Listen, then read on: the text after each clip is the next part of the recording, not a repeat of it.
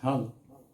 जय श्रीमन नारायण, जय श्रीमन नारायण, जय श्रीमन नारायण।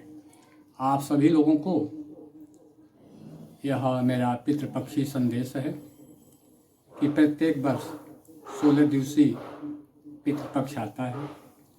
पुत्र वही है जो जीवित पिता के जीवित अवस्था में माता पिता का पालन पोषण करे। देहांत हो जाने के बाद में सविधि पितरों का श्राद्ध करें, चाहे आप वाराणसी में पिंडदान किए हों, गया जी में किए हों, अथवा हरिद्वार में किए हों, अथवा पुष्कर में किए हों, कहीं भी किए हों पिंडदान, या अपने पूर्वजों को बैठा दिए हैं, स्थापना कर दिए हैं, फिर भी यदि हमारे अंदर आसक्ति है, पिताजी से माताजी से पूर्वजों से प्रेम आज भी बना हुआ है, तो हमें पितृपक्ष में जल तर्पण अर्पण पिंडदान दान दक्षिणा अवश्य ही करना चाहिए। जैसा कि गरुड़ महापुराण के 5वें अध्याय में 57वां श्लोक में लिखा है, अदत्त दानाच भवे दरिद्रो दरिद्र भावाच करोति पापम पापम प्रभाव नरके प्रयाति पुनर्दरिद्रम पुनरेव पापी।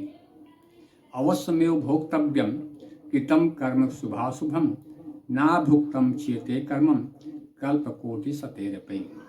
दान न देने से प्राणी दरिद्र हो जाता है, दरिद्र हो जाने पर पुनः पाप करता है, पाप के प्रभाव से नरक में जाता है, और नरक से लौट करके पुनः दरिद्र होता है, गरीब होता है, और गरीबी होने के कारण पाप करता है। प्राणी के द्वारा किए गए शुभ अशुभ जो भी कर्म है, कर्मों का भोग करने के बाद ही उसे छुटकारा मिलता है। इसका मतलब कर्मों के फल का भोगना पड़ता ही है, क्योंकि सैकड़ों कल्पों के बीच जाने पर भी बिना भोग किए कर्म फल का नाश नहीं हो सकता है। हमारी भक्ति क्या है?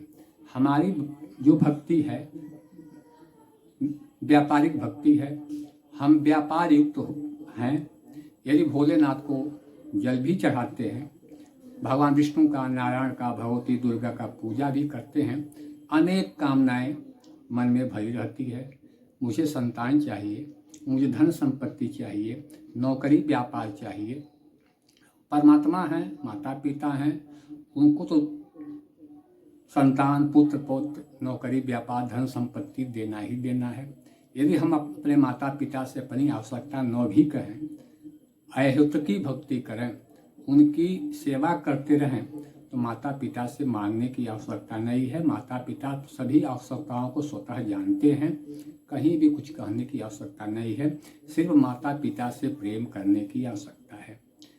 जैसा कि आप लोगों को मालूम है, पिछले 7 सितंबर रविवार को भारत देश में भूमंडल पर चंद्र ग्रहण लगा हुआ था। इस बार भी 21 सितंबर रविवार को विदेशों में सूर्य ग्रहण लगेगा। इसलिए संपूर्ण भारत जो है, संपूर्ण धरातल जो है उथल पुथल हो जाना है।